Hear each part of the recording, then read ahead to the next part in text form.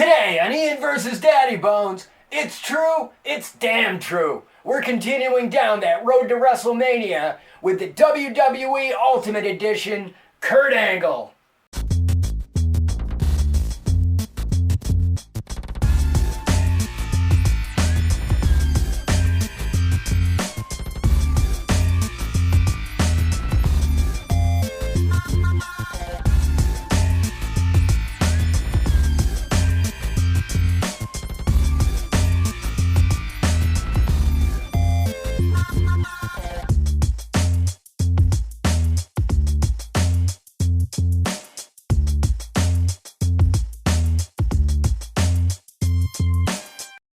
Welcome back! It's another exciting episode of Ian vs. Daddybones. I am Ian Daddybones. I'd like to welcome everybody to the show. If you're watching on Facebook and YouTube right now, hey everybody, thank you for checking out this episode. I got a high five and a knuck tap to all my subscribers on Patreon, subscribing for $3 a month to get your name in the credits. You get access to bonus content for Ian vs. Daddybones, and you get access to the Original Geeks podcast. Holy shit, there is so much on the other side of the paywall. For only $3, you have no idea what you're missing, including the giant hour and 20-minute long episode where I unbox the Eternia crowdfund from Masters of the Universe. But today on the show, like I said, we are continuing down the road to WrestleMania. Last week, I opened up the 3 WWE Coliseum Collection boxes, and this week I'm picking it up with more WWE figures that I have stacked in the back. And today, we are going to be opening up the WWE Ultimate Edition Kurt Angle figure. But before we open up Kurt Angle, we're going to open up this bad guy on my left. And by bad guy, I'm seriously talking fucking bad guy, because we have one of the greatest bad guys, heels of the 1980s, the Iron Sheik, who, once he was done wrestling, thank God he got addicted to drugs, and he became the funniest fucking thing on Twitter. And unfortunately, the Iron Sheik passed away last year, and I felt that one. Sheiky Baby was definitely one of my favorites. Like, when I started watching wrestling, it wasn't Hulkamania that got me hooked into watching wrestling. It was the Heart Foundation against the Killer Bees. But I would be lying to myself if I said Hulk Hogan didn't have an impact on my childhood. Not as a favorite, but just for the fact that he existed and he was like the centerpiece of everything that was the WWF in the 80s. But Hulkamania was born when Hulk Hogan pinned the Iron Sheik in Madison Square Garden and took his WWF Heavyweight Championship. So this is the version of the Iron Sheik as he was dressed the night he lost the WWE title to Hulk Hogan. It says right on the back, the Iron Sheik.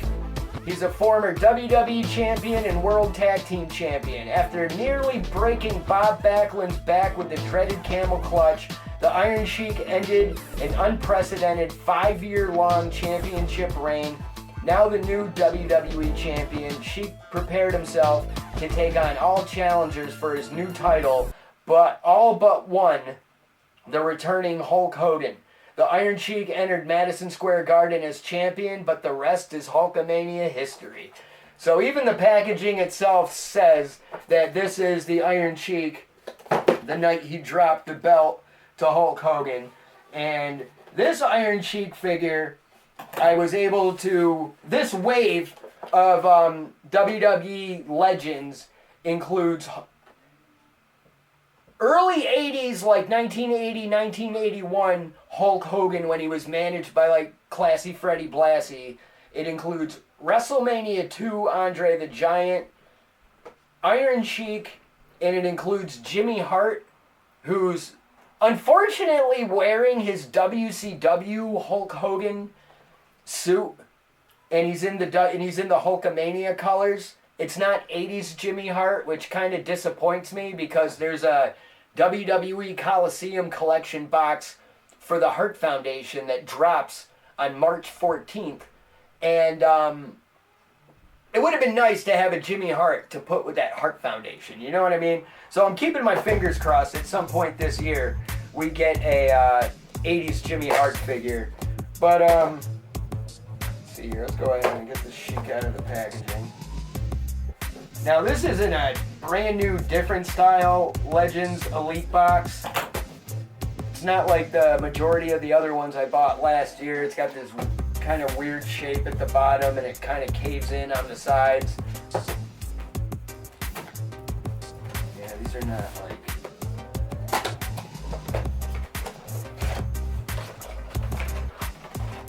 This is a fucking weird box.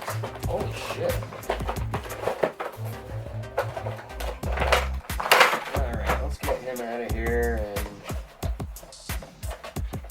Okay, that's kind of disappointing. I thought that would at least slid out of the box. There's an inside graphic of the Iron Sheik. It's the same graphic that's on the back of the packaging and it's on the side panels. But thought that would have at least popped out or something. But he's got some rubber bands holding him in. He's got some plastic straps. His factory handcuffs.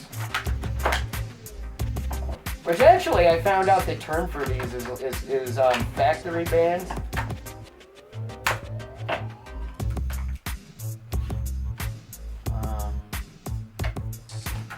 Let's see here.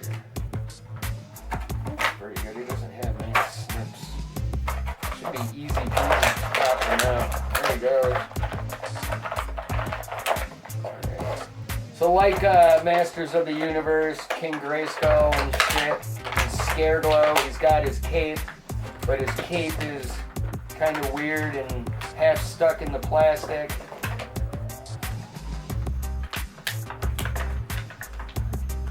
I'll tell you what, I do not like that.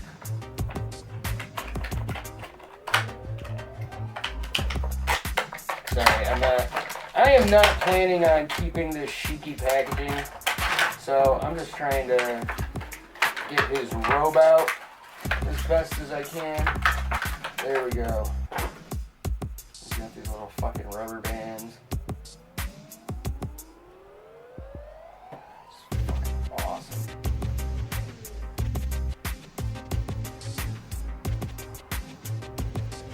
That's what I wanted. I wanted a decent Iron Sheik. I feel I got a decent Iron Sheik. Cheeky headdress. Look at that shit. That looks fucking dope. What a sick Iron Sheik figure. And he's got his curled toes. See, I always thought that was iconic and dope when I was a kid because he was the only wrestler I ever saw with those type of boots until Sergeant Slaughter turned heel. But it's just holy crap because...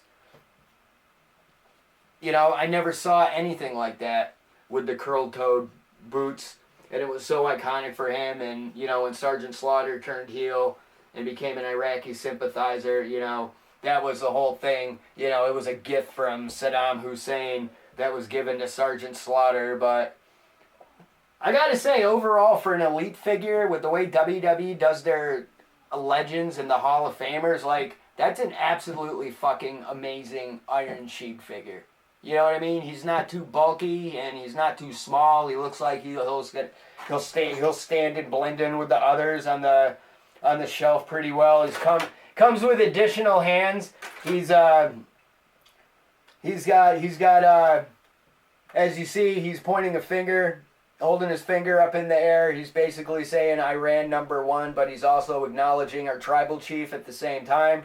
So he comes with another acknowledgement hand, which would be pretty good. I mean, I don't know, the Iron Sheik skin tones, I don't know how it compares to other skin tones of other WWE Elite figures, but he definitely does have a acknowledged the tribal chief pointing finger, and he comes with a fist and a couple of slapping hands, but really light on the accessories other than the robe and the headdress. Like, he's got the soft goods, pliable plastic, his headdress, and then on his robe, you got the cloth goods robe, and And it looks like it's pretty fucking manufactured pretty well and sewn together pretty good. I mean, he's got the gold trim on the tan robe, and it looks really fucking sick. I mean, I guess I would call that tan. I don't know. It's like back in the '80s when there were like two color brown M&Ms. Like he looks like his robe looks like it's like the lighter of the two brown M&Ms. But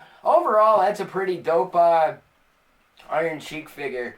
I will say, going forward, like, I mean, it's one of those type of things where I'm glad this figure came out. He came out at the beginning of February, and I think he dropped on like the 5th or 6th of February. I know it was like the first week of February, the first Sunday of February, I believe he hit retail at Target, and I figured he was going to be kind of impossible to find in the wild, even though I did manage to see him at a Target last week.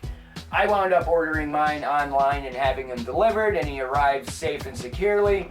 But, you know, usually with my rule with these WWE figures, you know, it's usually one and done. I'll usually buy my favorites, even though I've been kind of breaking that rule when it comes to certain dudes. But as far as having a classic looking 80s Iron Sheik, this is an absolutely wonderful figure.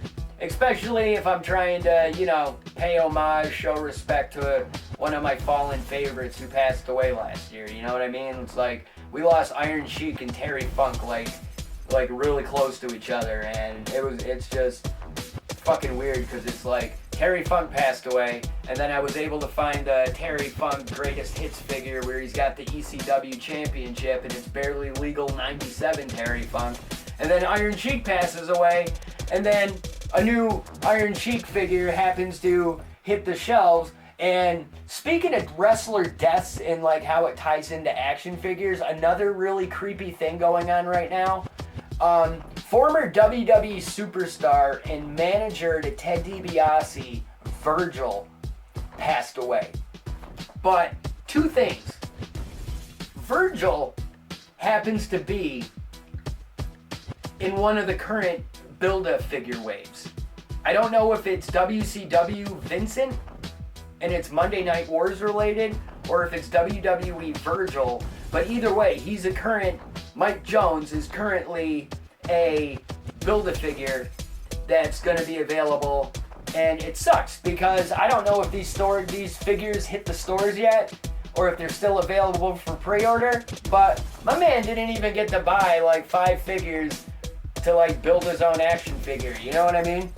So that kind of sucks. But another thing too though with Virgil that is kind of hilarious, apparently he wound up working everybody at the end of his life because it said that he like passed away at age 61, 62, depending on where you're reading the news. I mean, everybody on Facebook and social media when Virgil died was like posting random news articles that they found telling everybody that he passed away. But now we're finding out that the dude actually worked everybody about his real age, and he was actually 10 years older than he was always portrayed as the entire time. So he didn't die at 61, 62 years old. He died at 71, 72 years old, and I think it's being confirmed more at the age 72 number, but like, holy shit, you know, like out of nowhere, like Virgil passed away, and you know, it's crazy because like ever since I've been around indie wrestling, like I've heard Lonely Virgil stories of Virgil setting up tables and selling autographed pictures and stuff, and like nobody was coming to his table, and people would snap photos and post it on social media and shit. So it was like a running gag for the longest time about, oh, I went to a wrestling convention this week and I met so-and-so and I met so-and-so. Really cool. Was Virgil there with nobody buying his shit? Yeah, Virgil was totally there. You know what I mean? You've been hearing about that shit for years. But yeah, it really sucks though, because looking back on Virgil's career, like Virgil was one of those type of dudes where for being, like he was a background player, but he had a prominent role in some of the biggest angles over the course of like 80s WWE, you know what I mean? And even like he was part, like he was like around so much top talent and shit, and it's like, you know, he really had star power, for a while. Like there was a time when Virgil turned on the $1 Million Man, Ted DiBiase, and clocked him with the $1 Million Championship. Like that place fucking popped. You know what I mean? But by like 92 to 93, like it was clear that Virgil was just gonna be like a babyface enhancement jobber on like Superstars and Monday Night Raw and whatnot. But Virgil would leave WWE and he'd go to WCW, where he was Vincent as a member of the NWO, and going back, like he was Virgil in the WWE because they were making fun of Dusty Rhodes. And then when he went to WCW, they called him Vincent because they were making fun of Vince McMahon. And either way, like, dude, whether dude was a world heavyweight champion or not, or sold out main events, you know what I mean? Like, dude is fondly remembered, you know, and he's gonna be missed. And, you know, it's like one of those type of things. It's like they're not laughing at you, they're laughing with you. But then sometimes they're not laughing with you, they're laughing at you. I think at the end of the day, everybody was laughing with Virgil, not necessarily laughing at Virgil. It's just one of those crazy fucking things where it's like, it seemed like the cool thing to do, to make fun of Virgil not selling anything or having anybody at his tables and shit. You know what I mean? It became one of those like things you needed to witness and see for yourself in order to truly believe it. So, like the Iron Sheik having his crazy rants on Twitter and posting all sorts of shit, and even YouTube is going to forever be a rabbit hole of crazy shit that the Iron Sheik has said over the years. And you know, they're gonna live on in infamy, and with action figures and even like video games. You know, you're always gonna be able to relive memories and shit. But definitely impressed with this Iron Sheik figure I was finally able to grab. Now, looking overall at this wave, I'm not too interested in the other figures in the wave, other than I wouldn't mind getting my hands on that Andre the Giant, because he's wearing his gold trunks from WrestleMania 2. And, or might be wearing the red trunks. It might be a variant this time around. But either way, they got the WrestleMania 2 era Andre the Giant, short hair Andre. And, I missed out on the Ultimate Edition Andre the Giant. I'm actually kicking myself because I remember seeing it at Target like 2 years ago before I started buying the Ultimate Editions. And now that I can't find that Andre the Giant figure, I'm definitely looking for that Andre the Giant figure. But we'll be right back, and I'm going to open up Kurt Angle.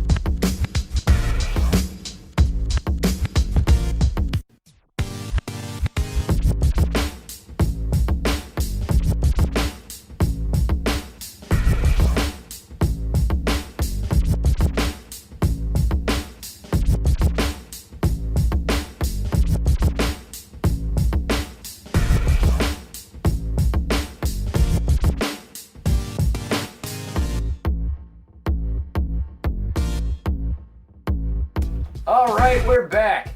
I want to say too, before I crack open this Kurt Angle figure, I'm going to be recording a bonus video when I'm done with this episode for Patreon subscribers. I got a delivery the other day. I got my first Masters of the Universe Origins drop from Mattel Creations for 2024, and we officially have the young heroic Comet Warrior Rock-On. And I'm going to be cracking him open for Patreon subscribers after I'm done filming this episode of Ian versus Daddybones. But like I said, grab that Iron Sheik figure at the beginning of February. He's been kicking it in the background for like a month. But right before the end of the last year, right after, I think it was right before Christmas, he showed up and he was chilling in my pile of loot. But my pre-order for my WWE Ultimate Edition Kurt Angle figure showed up, and I gotta say, this is an absolutely amazing looking figure. I can't wait to crack him open. But it says, Kurt Angle, 6 foot, from Pittsburgh, Pennsylvania, finisher, the Angle Slam, career highlight, WWE champion. After winning the gold medal with a broken freaking neck, Kurt Angle left the world of amateur wrestling for the WWE ring.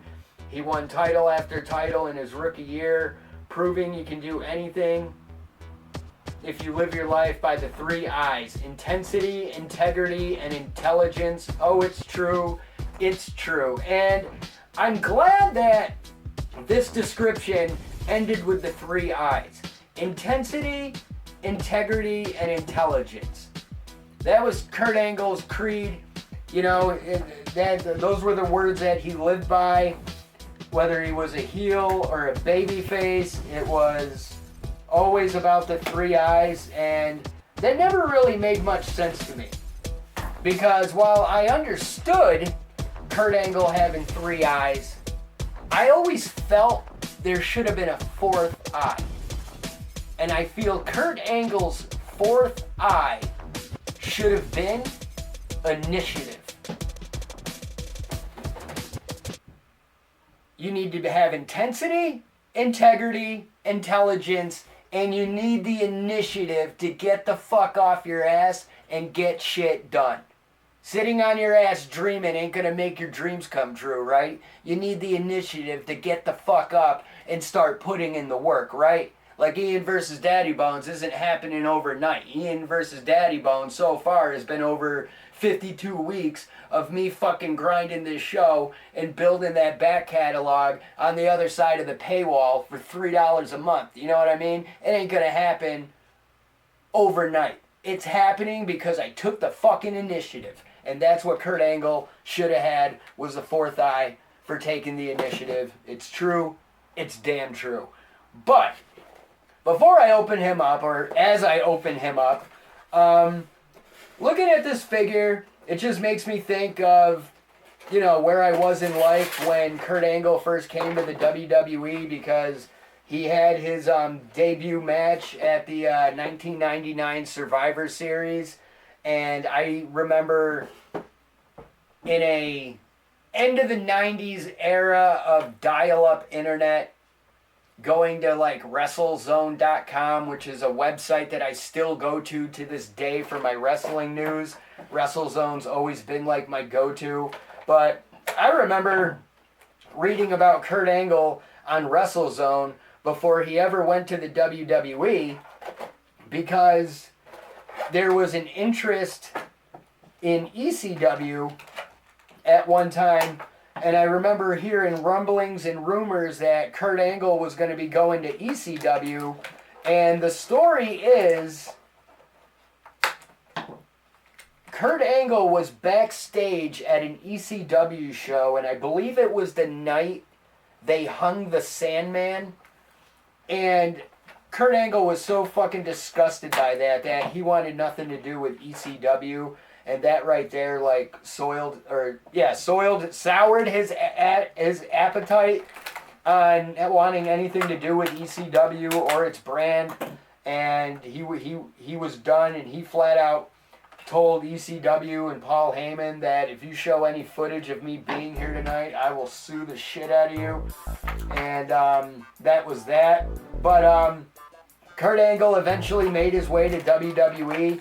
And I could honestly say, you know, from the minute Kurt Angle had his first match on TV, that dude was always, from day one, a fucking first ballot future WWE Hall of Famer.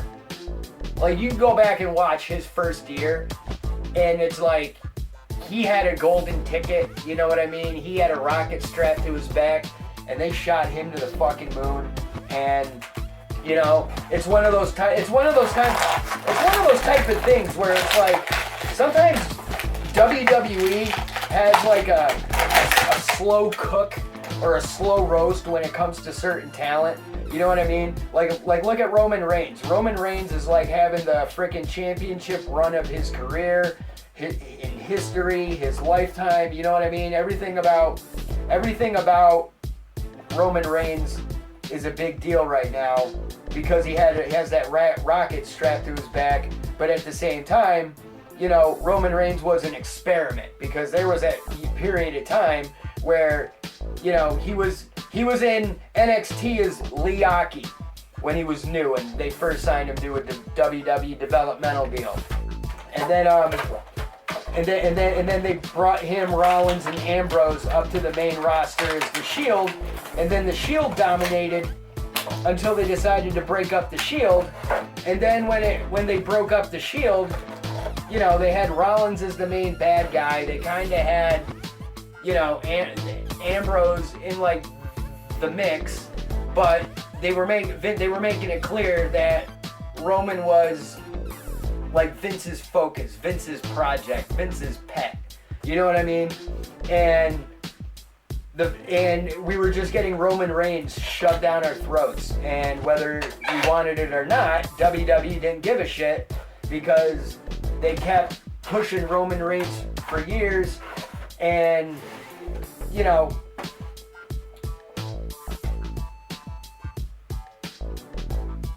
Roman Reigns had that period of like rejection where like he was booed night in, night out, every fucking week. Fans we wanted nothing to do with Roman Reigns. We wanted this guy to get a push. We wanted that guy to get a push. We wanted anybody but Roman Reigns to be the guy going for the championship. And it was like that for years, you know? It was like 5 years of like straight up fuck you Roman Reigns until he showed up one night and was like, so yeah, my cancer came back, and everyone's like, boo, fuck you. Wait, what? What the fuck did he just say? His cancer's back. You know what I mean? And then everything changed. And then Roman went away. And then Roman came back, and Roman got that fucking response and reaction. Everybody was so happy that Roman Reigns is back. You know what I mean? And then he turns heel and aligns himself with Paul Heyman, and now we have everything going on with the bloodline and him breaking records and being one of the longest reigning WWE heavyweight, universal, undisputed, whatever the fuck you want to call it, you know what I mean? And that was a journey. But with Kurt Angle, it wasn't a journey. It was from the minute they put him on TV.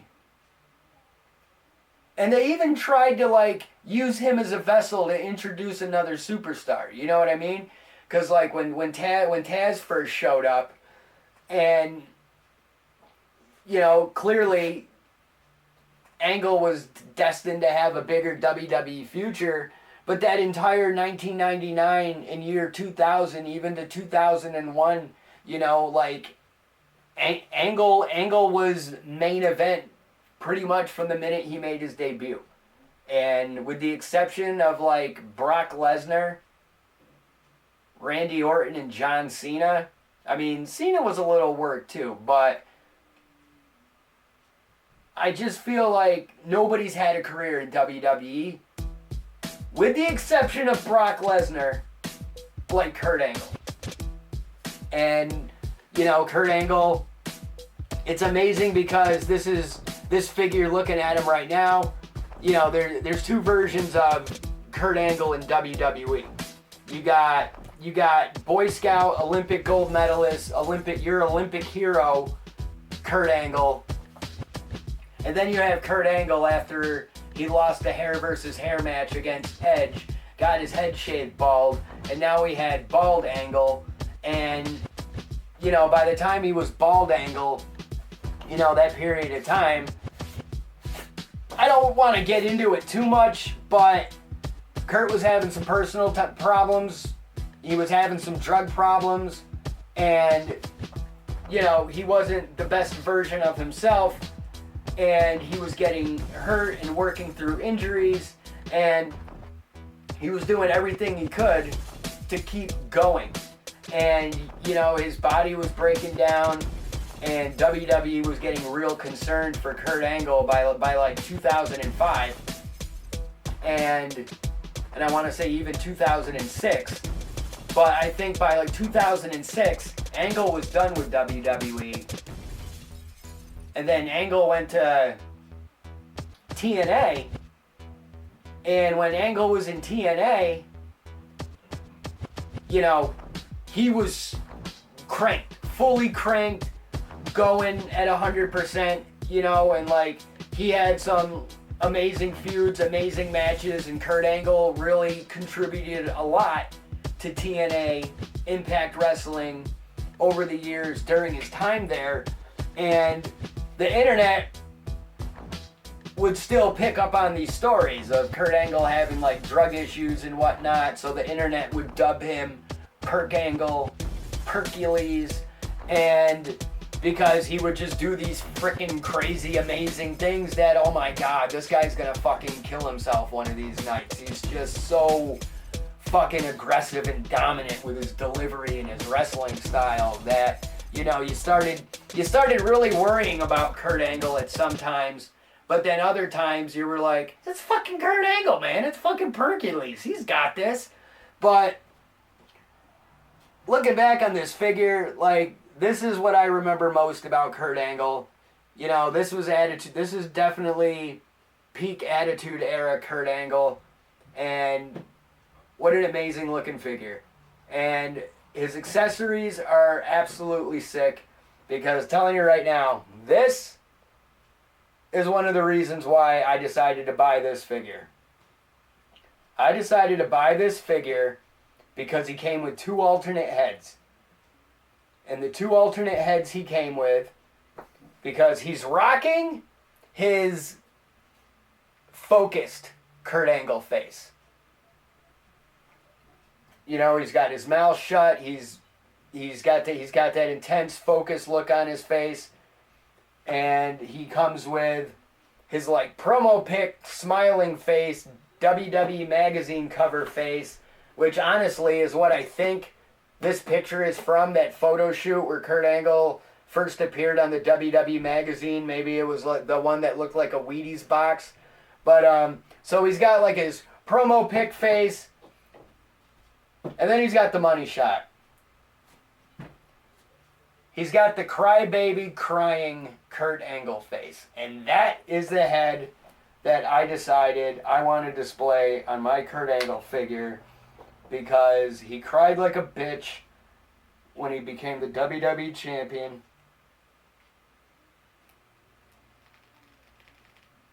Alright, just making sure. Alright. Oh my fucking god. That looks hilarious.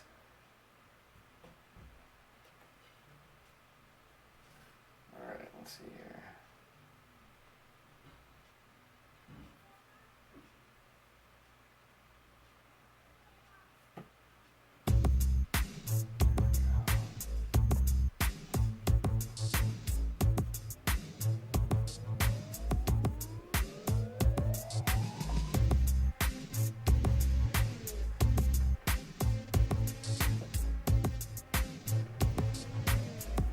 And Kurt Angle here comes with 2 gold medals,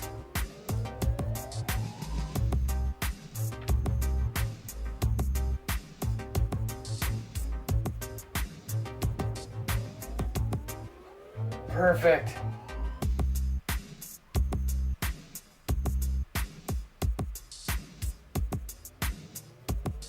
Put his gold medals in his hands.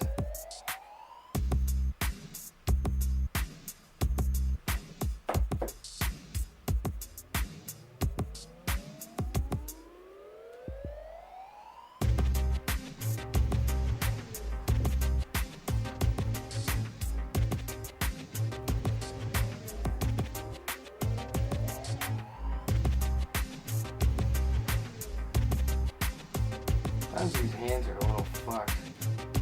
There we go. Now I can hold his gold medals.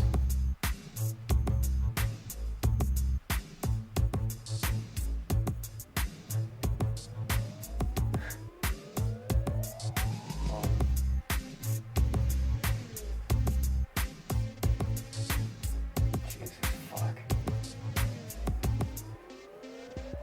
Absolutely perfect.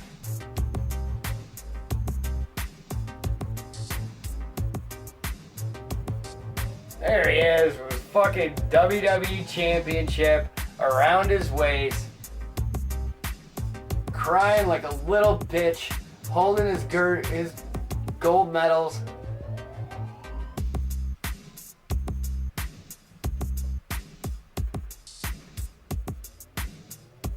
Fucking perfect. That looks absolutely sick. Kurt Angle standing right next to the Iron Sheik. Kurt Angle's like, "Hey Sheik, you're a lying son of a bitch. You tell everybody you were in the Olympics and you didn't even fucking qualify." And Iron Sheik's like, "Fuck you, Kurt Angle. Fuck you right in the ass. Fuck your mother right in the ass, Kurt Angle. Fuck you. Fuck America." He spits on him and calls it a fucking day. But we'll be right back.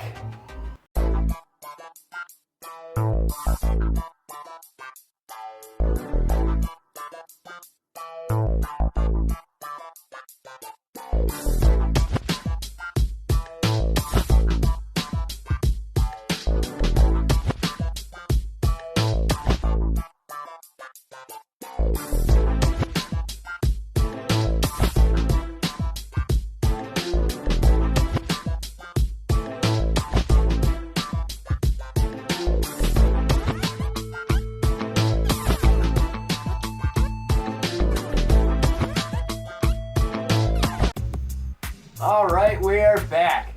Now, today's episode is going to be a little shorter than most, to be honest. I've been a little under the weather the past week. My whole family got sick last week, and normally when Amber and the kids get sick, I usually try to avoid them like the plague because y'all are sick. I don't need you guys getting me sick. I know we're all family and shit, but one of us has to try his best to stay at 100%. And unfortunately, it caught up with me last week, rolling into Wednesday. When I fell asleep Tuesday night, going into Wednesday, I started getting the fevers and body sweats, and I was like waking up every hour, and my dreams were absolutely ridiculous. It was definitely the worst case of fever dreams I've had since this entire pandemic because, I mean, we've gotten sick over the years, and my wife and children have tested positive for COVID at times where I tested negative and still kept my distance. But you know, even then, when I would get sick,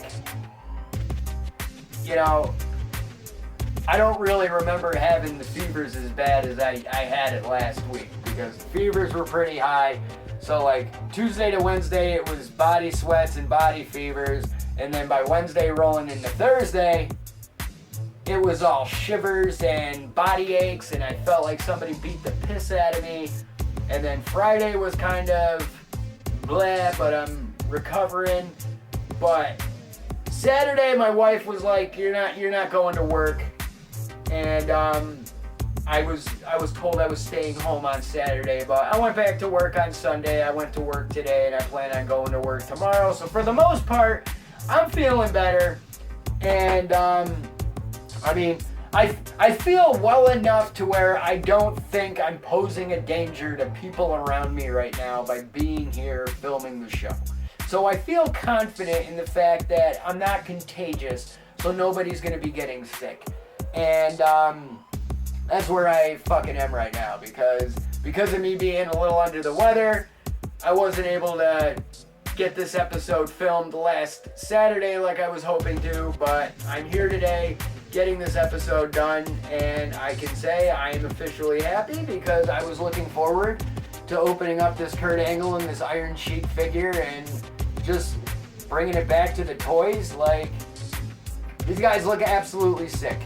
Like, the Kurt Angle figure, I'm absolutely loving the soft goods fabric singlet that he's wearing because they've put out Kurt Angle figures where he's wearing the pliable plastic rubbery singlet, which doesn't allow for much movement or posing, but this looks just super official with the with the cloth singlet, and it's just absolutely sick. Like, the accessories are amazing. It's 2 gold medals. And the thing is, this isn't the only Kurt Angle figure I have. I do have an Ultimate Edition, the Ultimate Edition figure that I opened up today.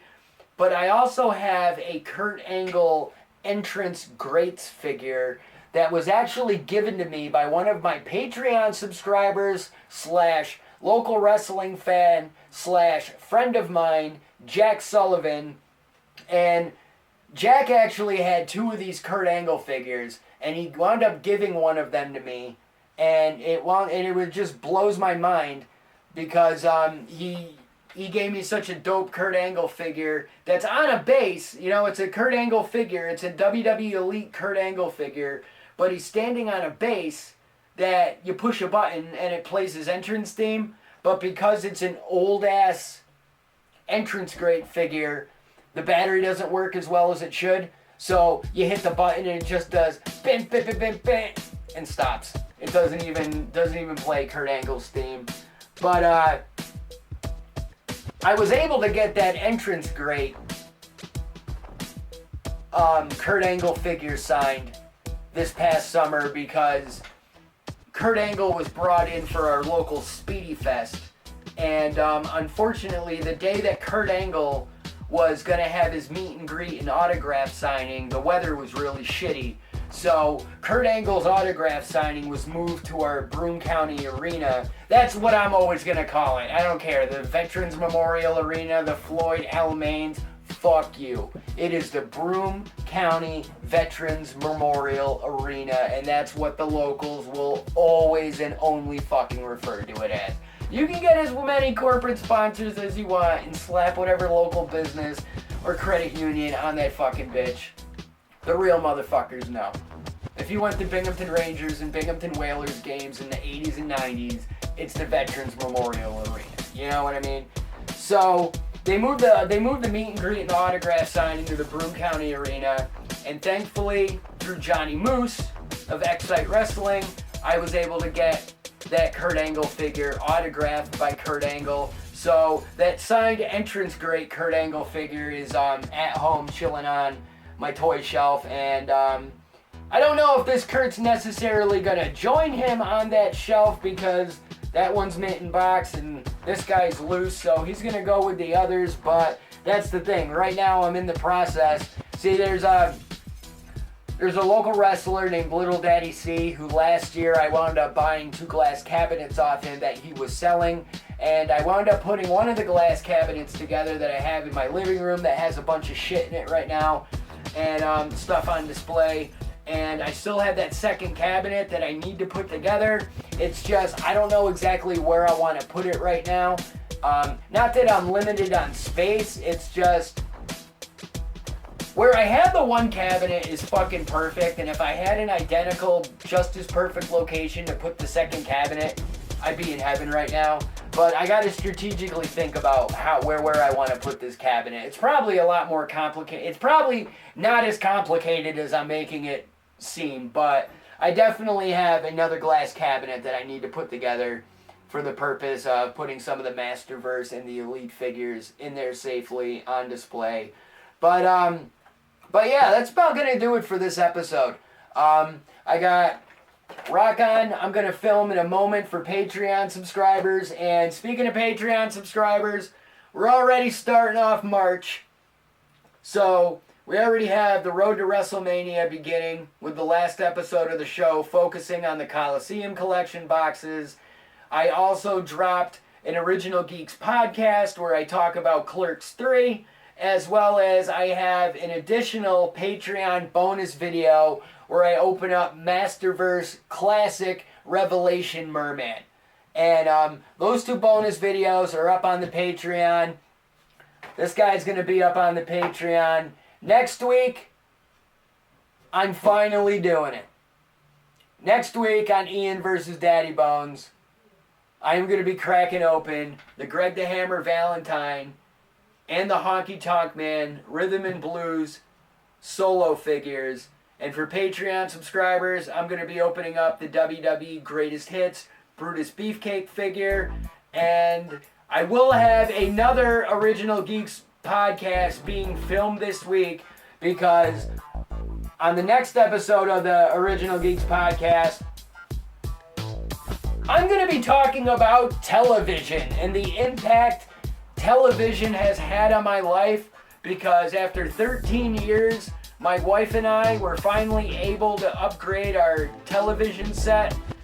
I bought my first HD TV back in 2010 when my daughter Natalia was born, and now Natalia is 13, and Amber and I have officially upgraded and replaced our 42-inch Dynex normal ass HD TV, and we finally replaced that bitch with a 55-inch Amazon Fire TV with the 4K jump off and everything that I've been fucking watching for years is like, it's like I'm watching it for the first time on this new TV, and I'm gonna talk all about it and sound like an old man on the next episode of the Original Geeks podcast. So, $3 a month, y'all. I ain't asking for much, and you have no idea what you're missing. I haven't drank in almost 2 years, and I have so many people be like, hey, do you want to come out to a bar? You should come hang out with us some night. You should check out this local band with us. Hey, I can check out the local band on Facebook when they post their videos and whatnot. I ain't into the bar scene.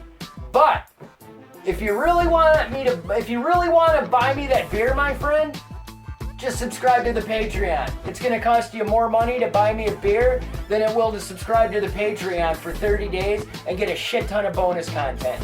You have no idea what you're missing.